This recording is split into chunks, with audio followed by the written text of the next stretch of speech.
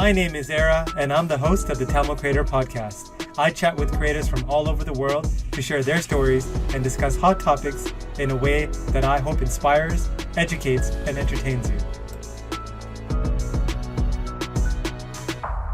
Hello, everyone. Welcome to another episode of the Tamil Creator. This is your host, Era. Today, I have Dr. Saskia Sivananthan. I finally nailed the last name and not embarrassed myself. And she is a neuroscientist turned data scientist, and is currently the Chief Research and KTE Officer at the Alzheimer Society of Canada. And she's also done stints at Alberta Health Services and the World Health Organization. So super excited to have you here today, Saskia. Look forward to kind of starting from beginning to end. And why don't we start at the beginning? Why don't you tell us a bit about kind of your family, your upbringing, and kind of, we'll start from there. Sure. Well, first of all, thanks for having me. All right. It's such a pleasure to be here. And yeah, let's start. My upbringing, my journey actually starts in the Middle East. So I was born in Sri Lanka in Colombo, but I left when I was a few weeks old. My parents were living in Saudi Arabia. And for anyone who knows Saudi Arabia, we lived in Riyadh. So one of the strictest countries you could possibly grow up in, particularly as a young woman. And that's where I lived for until I was 13. We traveled a lot, we moved a lot in between, but the home base was Riyadh. And I often think that it had an influence on me in a way that probably not even my parents thought it would. In many ways, I had a lot of the freedoms and was able to do a lot of the things that I would have been able to do in any other country, because I did go to the British school. So in Saudi Arabia, if you are not a Saudi citizen, you can't go to any of the local schools. You have to go to a school that's related to one of the expatriate embassies, and so that's where I grew up primarily. And yet, I look back and I realize it was sort of a blessing and a curse. In some ways, I had these unconscious limitations that you see on women every day. A woman can't go down the street or enter a store on her own without a male companion, male family member, not even a male companion. You have to be able to demonstrate that, and after you turn 12-ish, you've got to be fully covered. Don't cover your face, but if you were of Saudi origin, then you probably would. Women couldn't drive, women couldn't vote. All of those things were there, and in some ways, I think seeing that limitation made me a bit of a rebel when we did move.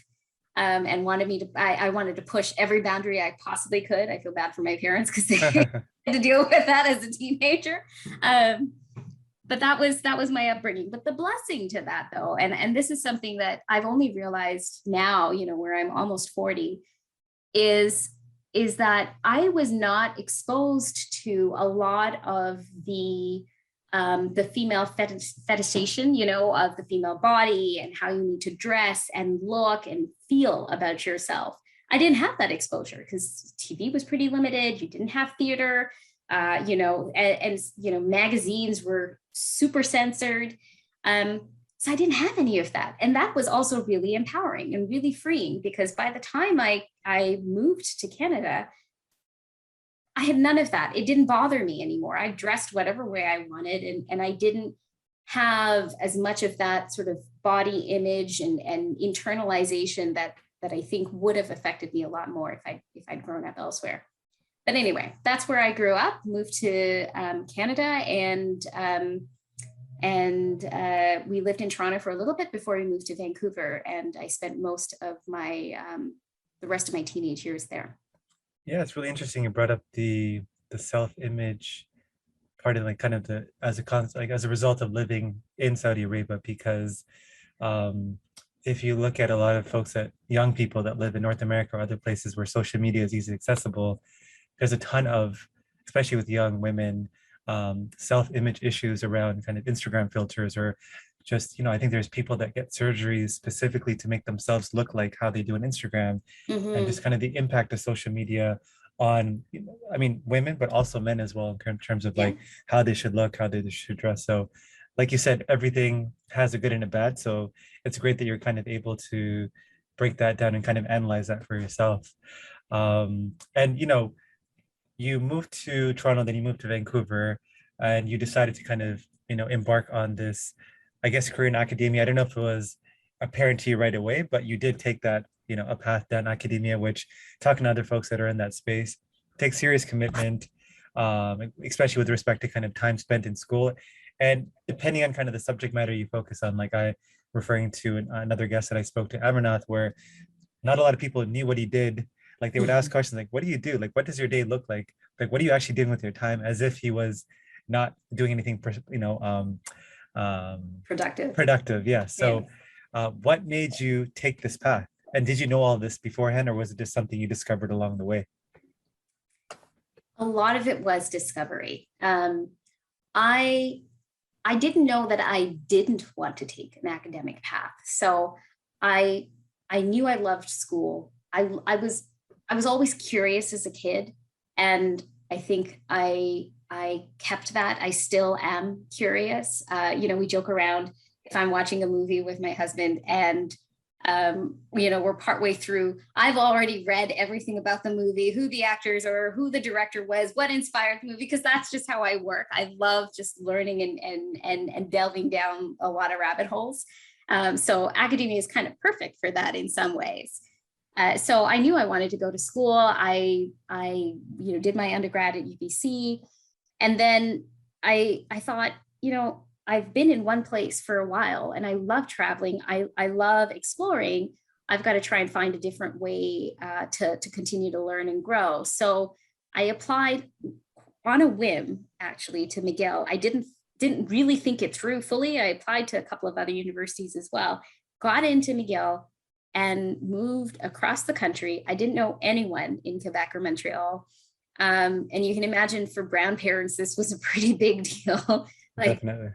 picking up and going when she's 20, and from there I've never stopped. I've just always followed that curiosity and that passion, but academia was not the route for me. So after I did my master's, and we'll go down that a little bit because I started and still love neuroscience. Like that's my first love.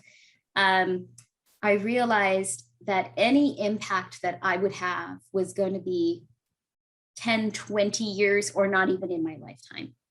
And I wanted to do things that were more immediate. And there are a lot of different reasons for that. But because of that, I decided not to pursue neuroscience further than my master's, and I moved into my PhD. But between my master's and my PhD, I took a break. I worked. I had always worked. I started working when I was 13 or 14. I actually would volunteer at long-term care homes. And I loved being around seniors and older people, older adults. They were fun, inspiring. And so I spent a lot of time around them. And so realized that they love music, and I play the piano. So that became the thing I did. I'd play and volunteer at long-term care homes, and that was my job. That's how I earned a second income, was as a teenager. But Did you love playing the piano, or was I it something did. your parents forced you to do? Funny enough, my dad is a pianist and a really accomplished one, so he wanted me to play the piano. And there was a time when I was about 10 when I quit. And it was that rebellion of, I'm not going to do what you want me to do. And I came back to it because I loved it. I really did love it. And I realized that, and I came back to it. And part of it as well was my dad was my teacher, and he's a wonderful teacher, but parents just cannot teach their kids, For sure. they can't coach them the same way. And so he recognized that too. And he was gracious enough to say, you know what, you need someone else to teach you, and I can mentor you. It's very rare to have parents coach their kids successfully. Like I think of the Venus sister, like the Williams sisters and a few Yes, others, but it's very rare. Yeah. it's very rare because parents are tough on their kids because they're tough on themselves, right? Their expectations are just really different. And And I think that was the case with him, but he recognized really early that, you know, I loved what I was doing, and I am, I think, pretty good at it. And so he wanted me to pursue that in a way that didn't impede my passion or what I loved, just because he was the one teaching me. And that worked beautifully, because what I would do is I'd learn the technical, I would pursue all of the things I needed to from a teaching perspective with an external teacher.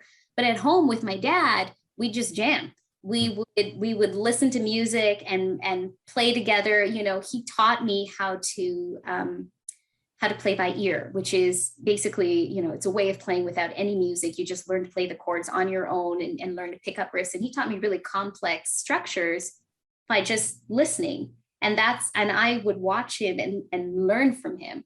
And that still continues to be the way we talk to each other, and our relationship is built on a lot of that music. He'll still send me, you know, jazz and different musicians or composers he's learned about, and I'll send it back to him. And that's how we've continued to build in that area.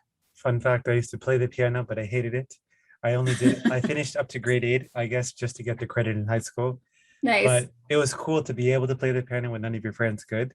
Yeah. But I think I didn't love it enough to actually put in the time, because to be good at becoming a piano, like playing the piano, you have to put in the work, just like anything else. And I just was not willing to do that. So yeah. No, I've heard a lot of my friends and a lot of folks who, you know, everyone wants their kid to learn an instrument, right? The piano tends to be one that everyone goes for. But yeah, in this case, it worked. I really did love it. I know you mentioned that you, and this was, I think, during your time, or I don't know if it was in between your master's and your PhD, but you volunteered to live in 2 senior homes to see what their life looked like for 2 weeks. Was that part of your PhD program, or was that kind of something you did for yourself? No, that was something I did for myself. So when I was doing my master's as well, I mean, in neuroscience, you're basically in a lab. You're dealing with cells. I was working with human neurons, and you know, one day I was in the middle of the day, and anyone who's worked in a lab knows you're running multiple experiments at the same time, and you are working 12 to 14 hours a day, right? 7 days a week, at least if you want to finish on time. So one day, I think it was something like 8 o'clock at night, I was getting like my 6th cup of coffee, and I thought, I'm doing work that is supposed to help people living with dementia and Alzheimer's. That was the point of my specific project. And yet I'm not working directly with anyone who's living with this disease. I don't know what it feels like. I don't know what the real world implication is. So I asked my supervisor if I could volunteer. Would she be okay with me taking, you know, half a day twice a week or so to volunteer at a memory clinic? And I went and spoke to the director of the memory clinic. So this is where people come to get diagnosed if they have any memory complaints, and ongoing management and treatment. And he was really gracious. The director is Dr. Howard Chertko. He's a really well-known and renowned neurologist. And he said, yeah, you can come. And he also said, you're the first neuroscience student who's ever asked to do this, because most people who are interested in volunteering are wanting to pursue like a clinical career or a medical career, but that was not what I wanted to do. And through that volunteering, I started learning more about real world needs and how really, mind my language, how shitty the experience is trying to navigate the health system in Canada, particularly if you were an immigrant, you didn't speak English as a first language. It is awful. And that's why I decided to change careers. So when I started my PhD, I was very specific with my supervisor, during our interview process. I said, I actually don't want a career in academia. I'm not doing a PhD to be able to pursue the academic path. I'm doing the PhD because I want the tools in my tool belt. I want the skill sets, and I know what I don't know, but I know that I need to know it. And she was phenomenal because she said, yeah, I get it. And she helped me build a doctoral thesis that was grounded in real world and had that implication. Like my doctoral work was used by the Alberta Health Services, actually, by the Albertan government and the BC government. And that was what really, that became my path of how I did almost everything in terms of my career. So again, while I was doing my doctoral work, I thought I'm doing work trying to understand how people living with dementia are navigating the health system. Importantly, long-term care. It's this big move for anyone. And yet I have no idea what that feels like. So I asked my supervisor again if she was okay if I went and got some real world experience. And I think she was surprised, but she said yes. And then I talked to a couple of long-term care homes and I asked them if they wouldn't mind me joining and being a resident, actually. So I'm not someone who's coming in and observing. I need to be treated as someone living there. And they said yes, they were really great about it. So I've got to tell you, Ara, it has been one of the defining moments for me, because you literally, it's like you're checking in, you check in. And for the first 7 days, no one's allowed to visit you because they don't want the new resident, at least this was the policy at this home. They didn't want the new resident to want to go home and be disoriented. They want you to get oriented to your place. So you are not allowed any visitors. And within the first 48 hours, they have to monitor you continuously to make sure you're healthy and well and don't have any other, So I had someone coming into the room like every hour to 2 hours, checking my blood pressure, checking my heart rate, checking my temperature. To have a bath, I had someone come in and strip me and take me to the bathroom. I missed breakfast one day, and because I didn't go to the breakfast room, they allowed me to have a tray in my room, but someone had to stand there and watch me.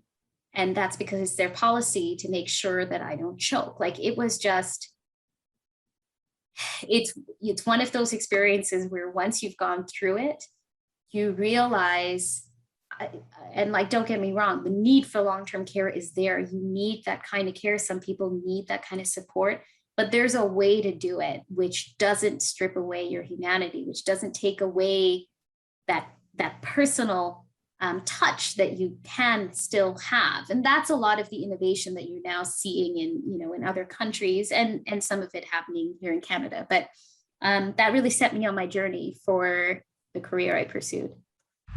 This episode is sponsored by nobody. That's right, nobody. So if you could be kind enough to hit that subscribe button, that would mean a lot to me.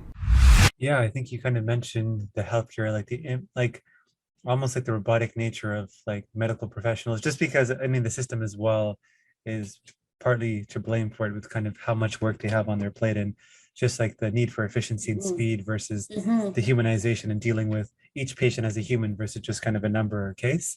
I watched I guess it's a movie, but it's kind of felt like a mockumentary around it's a book called Scarborough. So it's not about the healthcare system, but I remember a scene in it where I think she was Aboriginal, or just like a woman of color, and she was with her child who obviously had some kind of I think it was ADHD, that, or dementia, not dementia, what's autism. And I just remember like the doctor, just saying that, hey, you know what, it's nothing, just come back in a couple of years and they're just fine, you're overreacting. And it's part of it is like he worked in an area at Scarborough where he probably had a high caseload and didn't have really time to kind of actually treat this person as like as a real person. And I listened to a podcast as well where there's mention of kind of business opportunities to kind of create that human element in healthcare where, instead of you having to navigate or advocate for yourself, there'd be someone almost like a case manager, or they call it concierge manager, that would advocate on your behalf, and they had subject matter experience on like the particular problem you're encountering, so they can find the right doctors or specialists. But obviously that's going to be something that's more of a business and people with money can afford it. But it would be great if eventually that kind of thinking and methodology could be applied to just the normal healthcare system where every person had access to get that kind of experience versus feeling that they were ignored and all that stuff. So it's amazing that you kind of walk the walk and kind of put yourself in the shoes of somebody that you're looking to help, because I feel like if more people, especially the people creating the systems, healthcare, whether it's Canada or the US, did that, there would be a better system versus like people that just kind of analyze it from the outside in. So that's just kind of my long rant on that. No, it's true. And just to riff off of that a bit, I mean, there have been a lot of studies and just experiments where when the management team has to live a day of the resident or the client that they're supposed to be supporting, they change their perspective entirely because they're really truly walking in their shoes. And, there's something to be said about long-term care, and you're absolutely right. Like, the people who are providing that really personal care are the personal support workers. And that is also an interesting area to explore, because many are women of color, immigrants. And so there's an undervaluing to that care that they provide just right off the bat. And that translates also into just general care that women provide. And there's a whole, care economy discussion to be had about that. But that also then translates into their pay, right? Into their hours.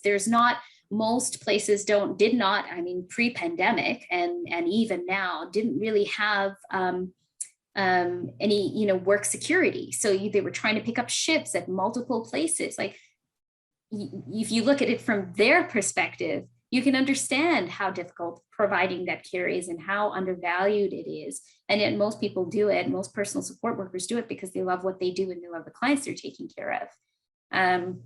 So it's both sides of that. I get it. And at the end of the day, no one is winning in this system. No one is really getting the kind of care or feeling valued for the kind of care that they're trying to give. I feel like there's a whole podcast episode just on probably what to do on the healthcare system. But I guess in terms of like your career, you kind of mentioned the work you did based on this. You mentioned Alberta Health Services kind of like, I guess it was either presented or like they discovered it. And, that brings us to the next stop in your, career, which was at AHS.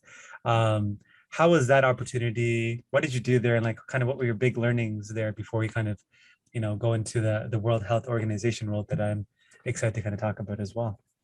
Yeah, sure.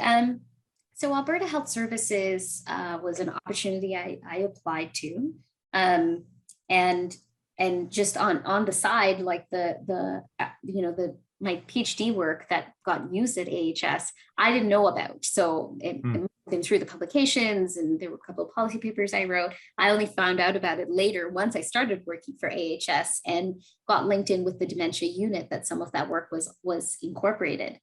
But when I applied to AHS, full disclosure, they had just fired their 10th CEO.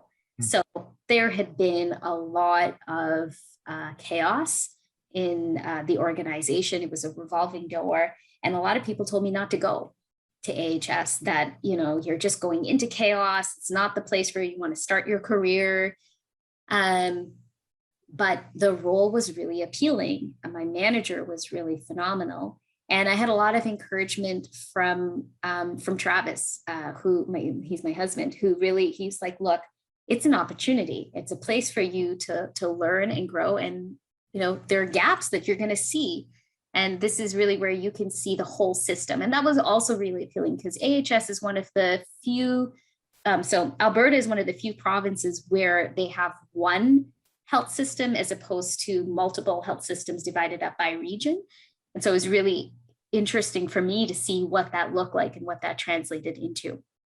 So I moved to Edmonton and lived there. And Travis and I were long distance because he was based in Toronto, Ontario. So we would fly back and forth.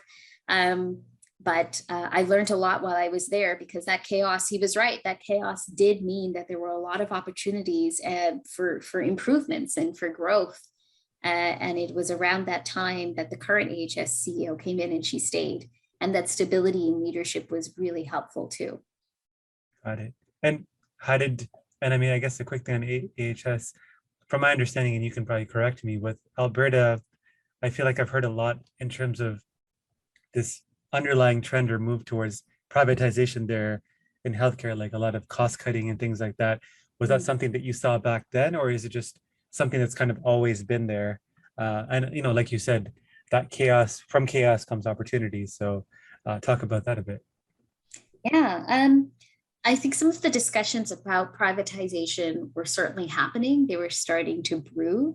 But at the same time, there were a lot of linkages between Alberta Health Services, which is kind of like the operational arm or operational entity for the healthcare system, Alberta Health, which is the policy and ministry arm, and then the Alberta Medical Association, which is, literally boots on the ground. So the three organizations really have to figure out how to navigate and work with each other. And that was really a bit of a microcosm to really watch how they all had to align priorities, even when they didn't feel it was appropriate to do so.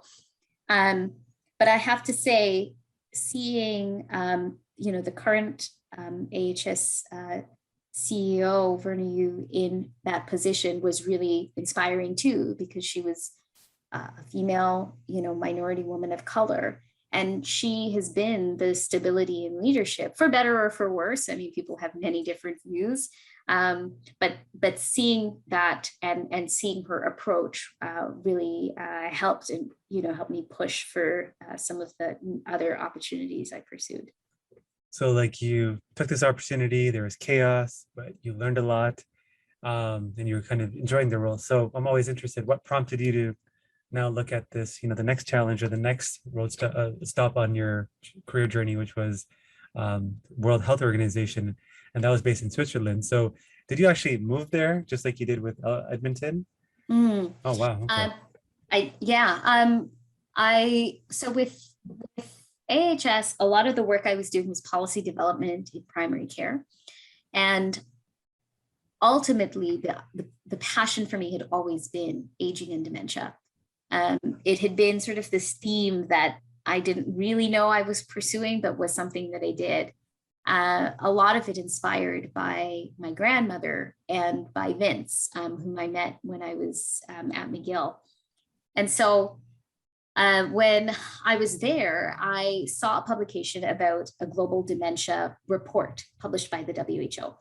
And this was the first time that the WHO had ventured into dementia. I mean, WHO historically, and still continues to be, really focused on infectious disease, right? You hear about it in Sri Lanka. They have a very strong presence. Many other countries where infectious disease is a big issue or concern. And to see that they were interested in and starting to move towards dementia was really exciting. So I read the report, went to the back and looked up who the authors were and who was on that department team, and then proceeded in my professional way to stalk them and understand what they did, and ask if there were opportunities. And it was, I think, a combination of right place, right time, and the experience that I had, because I was, I'm trained as a data scientist. I was one of the first members that they recruited to the global dementia team. And that was a really exciting time because, again, very small team, very small resourcing, but this huge agenda and global impact that you could have. And for the first 2 years, it was a 3-person team. It was myself, another colleague who's still a really close friend of mine, Katrine Sear, and then under the leadership of Tarun Dua, who is both a medical profession and also a woman of color. And I didn't move to Geneva entirely. I did a lot of back and forth travel. Working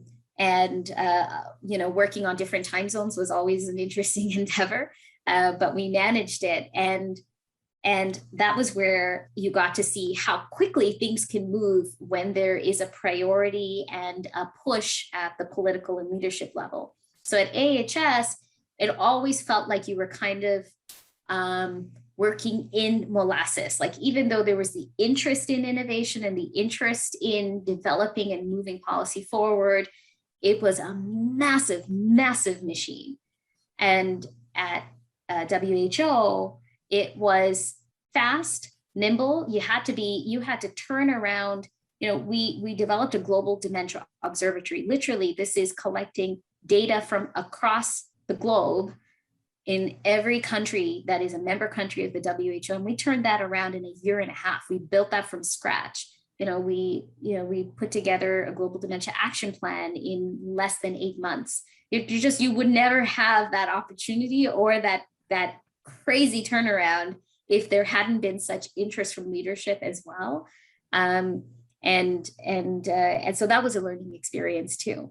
I guess that was a byproduct of having a small and nimble team, is that you can make decisions quickly and act on it versus kind of working through politics or just, that kind of thing. So that's awesome.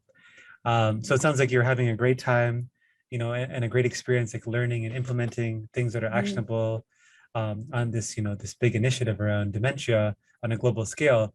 So what prompted you then to move back to Toronto into your current role? Like how did that kind of opportunity come about, and what was the thinking behind that? Mm-hmm. Well, I think there were a couple of things. I mean, at the tail end of when I was at the WHO, we had just published the Global Dementia Action Plan, which is basically a plan of action that all the member states at the that are a part of the WHO agreed to unanimously. And then it became about implementing it and what implementation looked like. But in the process of doing that, I realized that there was another yearning for me. Excuse me, I wanted to start setting the agenda. I wanted to take more of a leadership role. And at the WHO, just as with AHS, it's a large machine. And there's a very specific approach you need to take if you want to work in any international organization in that way. And there's a set path. And I'm not, as you learned from a PhD, I'm not one to necessarily take the beaten path, and that wasn't too appealing to me. So I thought, okay, what could I pursue that lets me still pursue what I'm passionate about, what I want to do, but take more of a leadership opportunity? And I started mulling and thinking about that, towards the end of my time with WHO. And this opportunity came up with the Alzheimer Society of Canada. Now, at the same time, I was also pregnant with our son. And this was this other pivot point for me, because at the WHO, I did a lot of travel. We were deployed to different countries all the time to work with them, to work with government to build their dementia portfolios and policies. There were international meetings all over the place, and you were just constantly working, like, again, 14-hour days were totally normal. There was no real work-life balance, that just didn't exist. And I thought, how the hell am I going to do this with a newborn and keep this up? Like, I knew I couldn't. So I needed something that would allow me to still do what I loved while being able to be a mom. And that's how this opportunity came up. And, again, Travis was the one who kind of pushed me, and he said, well, what do you have to lose by applying and looking into it? Because at the time that the opportunity came up, I had all of the nerves. I was kind of like, no, I'm probably underqualified, or this is just, I should not go for this right now. I'm happy where I am. And he's kind of like, well, give it a try. And I did. And I got the position, and I was, Nico at the time was 3 months old. And, I negotiated with the CEO of the time, and I started working when he was 5 months, and kept going from there. Did you know that every time you left a 5 out of 5 review for this podcast, a Tamil parent lets their child pursue a career in the creative arts? Okay, that's probably not true, but if there's a chance that it is, do you really want to jinx it? Leave a review. Do it for the young creative in you. How was, how did you decide that this was kind of the role for you? I mean, I guess I know what the role is, so Chief Research and KTE Officer, but what exactly do you do? And like, why did the position attract you specifically? Like, I know your area of interest is dementia, but what specifically about this role got you excited about working at, the organization? In some ways, it kind of felt like the role was written for me when I read it.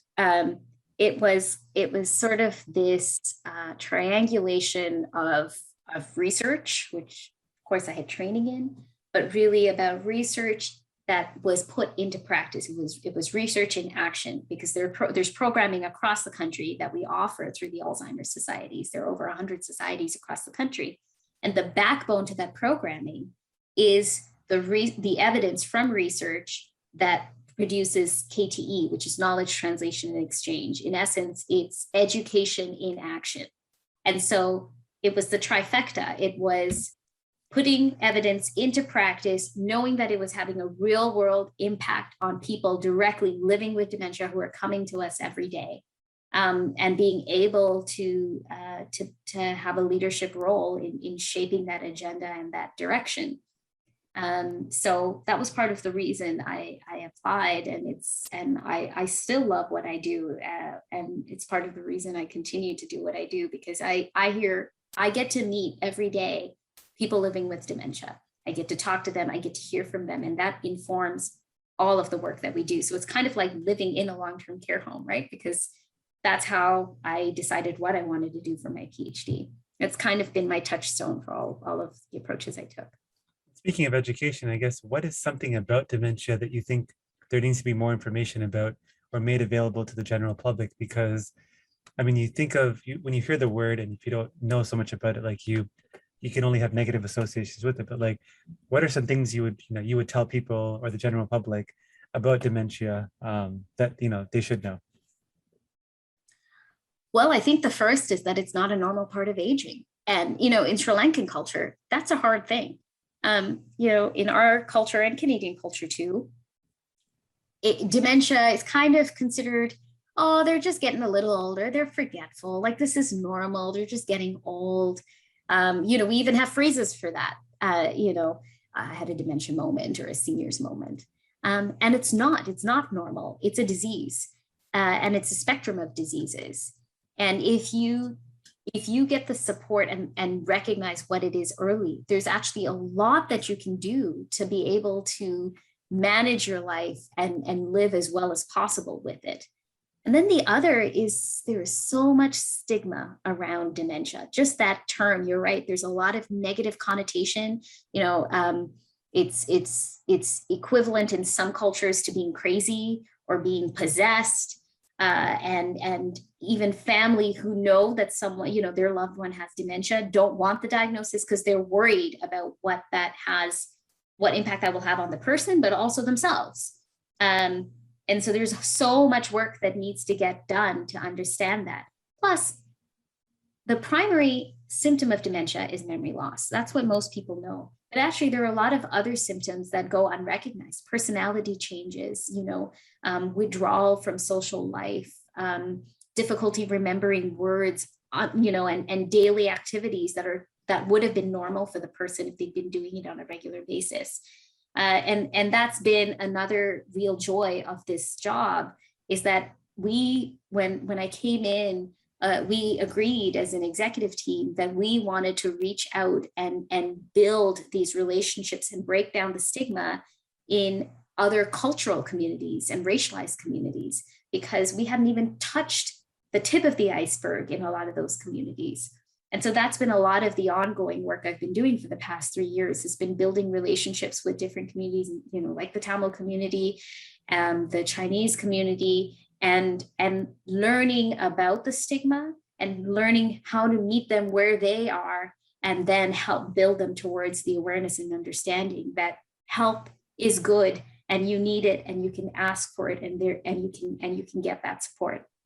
Yeah, I feel like there's different ways of educating. One of my favorite ways, and I know Travis is a big fan of this medium, is movies, because I feel like there's something about a story told from a third person where you're just kind of observing, that's powerful. I'm really bad with titles, but is it Forget Susan, or it's like a famous movie around a woman, and you can kind of see her perspective as she ages and she has Alzheimer's, and it just really personalizes the experience. And like, I remember watching that movie and just feeling really, you can like feel her sadness, her pain of kind of, I can't imagine that, just like forgetting people, forgetting memories, because I feel like who you are as a person is basically a collective of memories and experiences over time.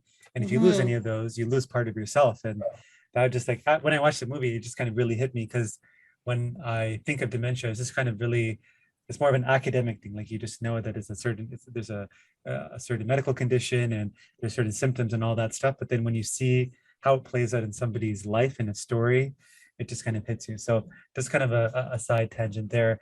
You kind of hit on, or you mentioned the name Vince, and Travis also told me to ask you about Vince. So maybe if you can tell us who Vince is and why, I guess he seems to be someone of importance, at least in your story and your journey.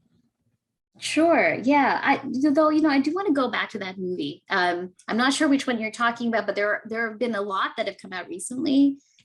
Falling, the father, that are really starting to tell the story of dementia from the person's perspective, the person who's living with dementia. And I think that's been such an amazing educational opportunity. You're right. And I can't tell you the number of people when I do tell them I work for the Alzheimer Society or that I do work with people living with dementia, almost everyone has been touched by it. Everyone, like from our Uber driver to our grocery store clerk, someone who is living with it or caring for someone living with dementia. And it's like one of those diseases that it's almost like in the 80s or the 70s when no one wanted to talk about HIV or AIDS, or even the C word, cancer.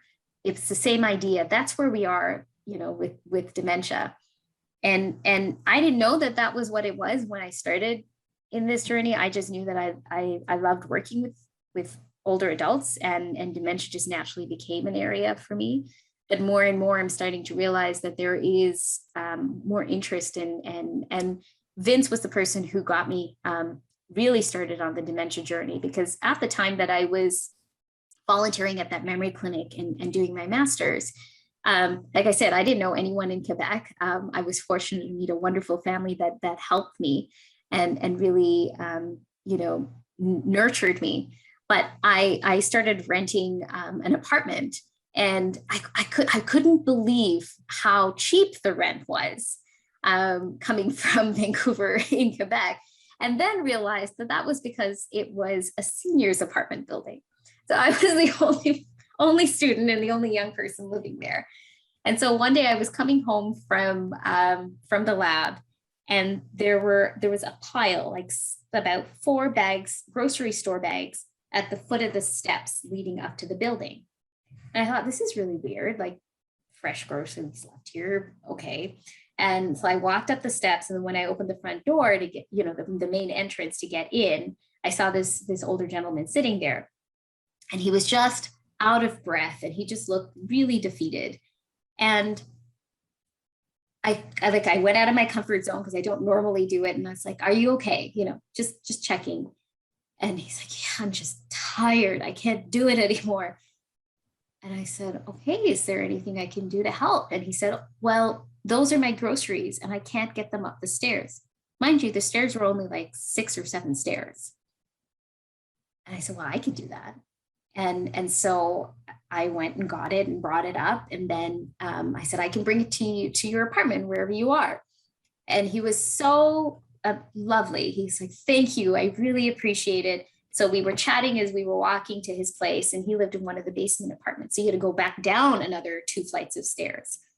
We got there, and I took his groceries in for him, and we started chatting. And from there, it became this wonderful friendship with Vince. And as it turned out, Vince had early stage dementia. He also had a lot of other health conditions, and he had no one to really care for him, no one to advocate for him. He didn't really have any family that was around. And so almost every 2 to 3 weeks, he would end up calling 911 and being taken in an ambulance to a different ER room across Montreal for his health condition, because he got lost or he couldn't do. And I would be his person. I would be the person he would call. So I'd visit him, and we, spend time together. And then, I'd start doing his groceries, and I'd bring it for him. I'd help him with his prescriptions. I'd help him clean up, and he'd take care of me too. He knew I would work long hours, and he couldn't really sleep. He was a bit of an insomniac, and he could see the street from when, people were walking home. And so he'd see me walking home at like 10 o'clock at night. And then I'd come home, and there'd be pizza that he had ordered for me, his way of, taking care of me. So he was a really wonderful person. And one day one Christmas, I went home to visit my family. And when I came back, as usual, I went to knock on his door to give him his Christmas gift, and he didn't answer. That's odd. He's almost always home, but I'll try again later. And for the next 2 days, I kept knocking on his door and no one answered. And then I tried the neighbors, and they said they had seen him go to the hospital. And that was, that was probably why, but I had no idea which hospital. He hadn't called me. And then it turned out that actually he had passed away. Wow. and no one knew much more about him. And someone came in and emptied out his apartment, and that was it. And it's been my reminder of what living with dementia can be when you don't have someone to advocate for you, and when your healthcare system is really so fractured that there's not this one holistic way of caring for a person. That's when I hear that story, I think of two things. I think number one is because I myself, I deal with folks in senior homes, and one of the things I always hear about is people talk about health issues that affect older people, but the number one thing that's affecting older people is loneliness. It's like a huge epidemic in that space. And that relates to my second point, which is you talked about dementia and just any of these other diseases or like health conditions like cancer, etc. It's really helpful to have a community, and health conditions, especially if they have a family or like friends or whatever it is, like yourself, like you were essentially like his family, is that these conditions don't just affect that person, they affect the people around them as well.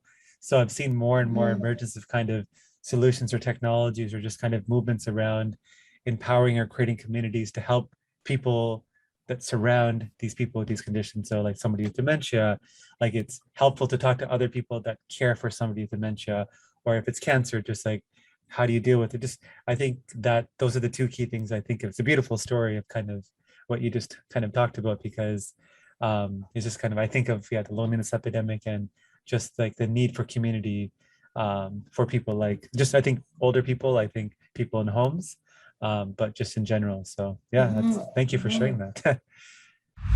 Money can be hard to come by, but here's a $100 opportunity for you.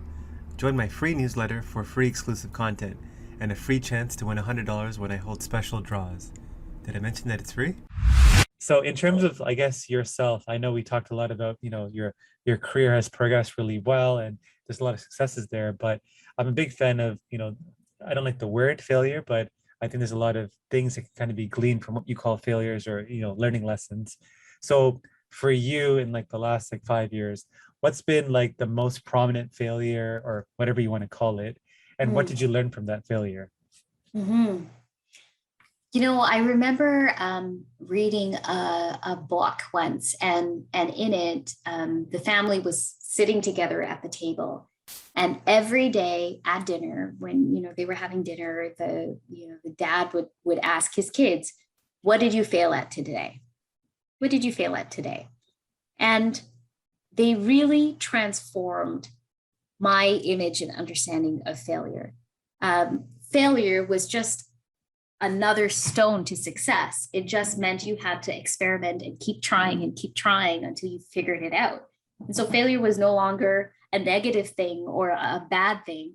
And that took a while for me to learn. I'm what, we joke around that I'm a type A personality. I really like to have things planned and organized a certain way, but not to the point where it impedes creativity and it, impedes your ability to be innovative.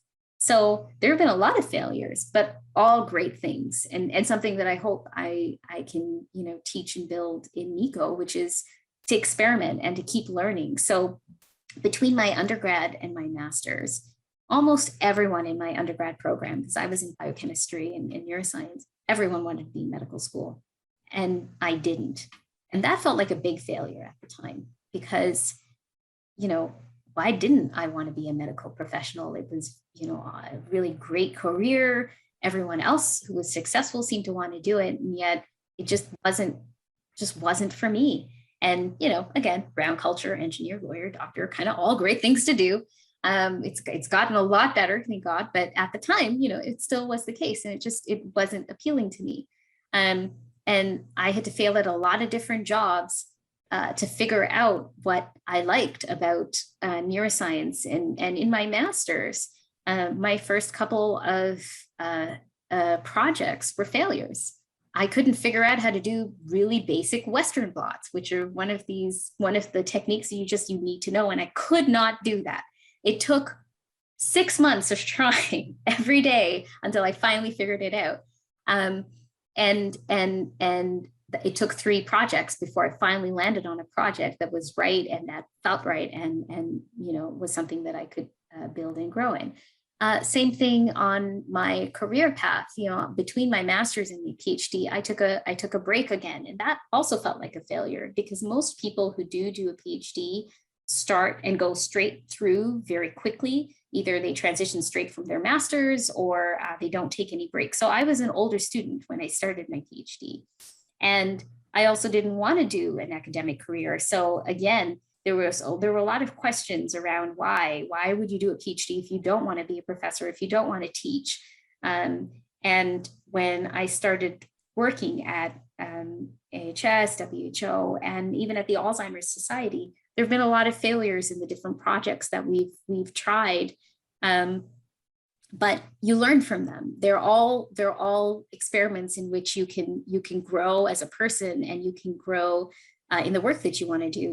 A really big, crucial example was around reaching out to other ethnic groups and communities.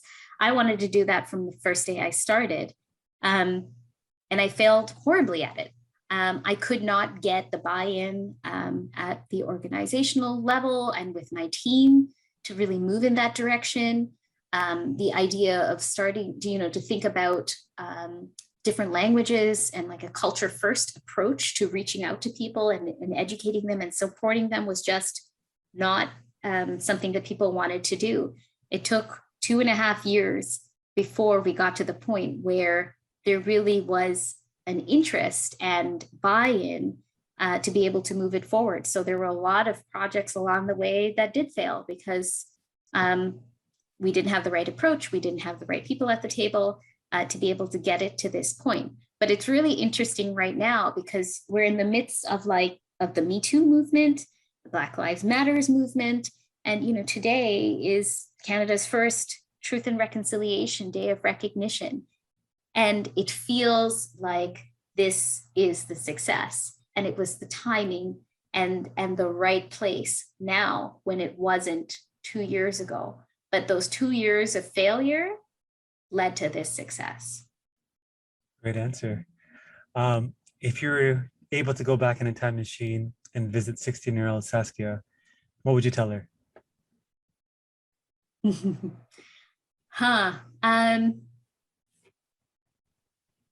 I'd tell her to double down on the goth phase because that was a lot of fun and I loved it, but I was probably the only brown goth that but it was that experimenting and learning and just learning with a whole different group of people than you normally ever would have.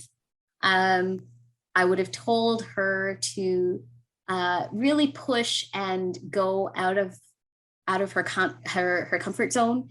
At the time, there was a lot of, I still struggle with that, this need to kind of take the path that people understand and that very sort of almost traditional brown female path that most people will, that your culture and community will encourage you to take versus the one that you really want to pursue. And in the end, I did pursue the one I wanted to pursue. And I've been supported by, my mom and dad have been amazing in enabling that and supporting that. But at the time, did they necessarily get it? Not really.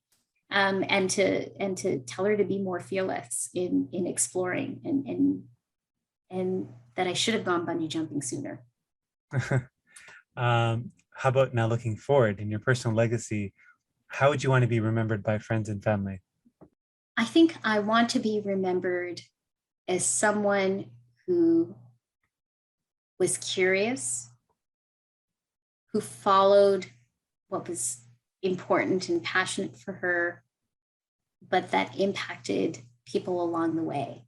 And I sometimes chat about this with Travis. We've talked about how there are different types of legacies people want to leave. There's the legacy of, when I die, I want a lot of people at my funeral kind of legacy.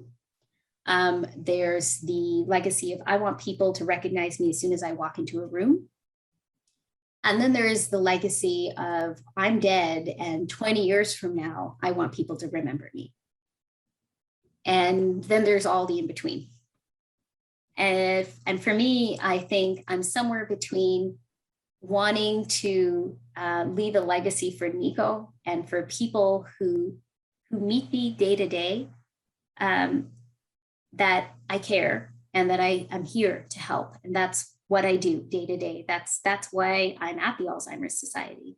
But to also know that I had a little bit of a legacy, it might not be the 20-year legacy, but that there is a bit of a legacy that has impacted people on a broader scale and really helped make a difference to people living with dementia, and especially people of color who are even more vulnerable in that situation. And that's a great way to segue into our final segment of the podcast. It's a segment that I call Creator Confessions. Basically, I'll say a bunch of statements and you're going to kind of give me the first answer that kind of pops into mind. Okay. Let's do it. So, do it. Favorite Tamil food? Kotroti. Something that scares you? Flying. Me too. What is an insecurity you have? That I'm not good enough. Favorite show you're watching? Sex Education. Book or podcast you would recommend to the audience? The God of Small Things. A place you're itching to travel to after the pandemic is over? Anywhere. At this point. A fellow Tamil creator you want to give a shout out to? That's a tough one because there are many. There are many, but really Travis Ratnam, because he inspires me every day. That's Travis Ratnam from Knowledge Book Books. Favorite childhood memory? Driving down the streets in Colombo, there's a boulevard of trees that just create a tunnel over you. And to this day, it's my favorite childhood and adult memory. Every time I drive down there, I just remember how wonderful it was to spend time at my grandmother's house. Something you like to do for fun outside of work? Paint. Favorite film of all time? The English Patient. A purchase you've made in the last couple of years that you splurge on, but you have no regrets about? I try to have very few regrets about my purchases. So there's not one in particular that comes to mind. Got it. Pet peeve? People who aren't wanting to listen, but say they are. If you knew that you were going to die tomorrow, a regret that you would have? Again, I don't know, based on your last answer, if you'd have anything, but... None, actually. I'm totally fine if I die in the next half an hour. Let's hope that doesn't happen, guys. A celebrity whose life you want to experience for one day? There's not one. It doesn't mean I'm not inspired by celebrities or by others, but I'm pretty happy with my life right now. Not even curious about somebody out there that you see on TV or read about, that what would their day look like for a day? Absolutely, but then I just reach out to them and learn from them. Got it. And finally, a public service announcement you want to leave with our audience, just kind of any final thoughts or just, advice that you would give to creators out there that are listening. I think what I would say is be curious. Be curious in every aspect of your life, not just in work or what is sometimes perceived as work and is not always, but be curious about your partner, be curious about your kids, be curious about your life and the path that you take in it, be curious why you drive down a certain route, because all of that informs who you are, what you do, and the impact you have. And it is amazing what you discover about yourself and the people around you, because everyone has a story. And when you're curious about others, you learn a lot, just as you are. I think you really inspire me because you've reached out and are talking to people to learn about their stories and sharing it with the world. And that's something that I've always been curious about. What do other people's lives look like from their perspective, asking them and hearing it from them? And that's part of creation, right? That's part of innovation. You can learn and borrow from just about anywhere if you're curious. That's a great answer. And something I'll quickly add on that before we wrap up is there was a movie I saw at TIFF a long time ago. I think it was called Birds.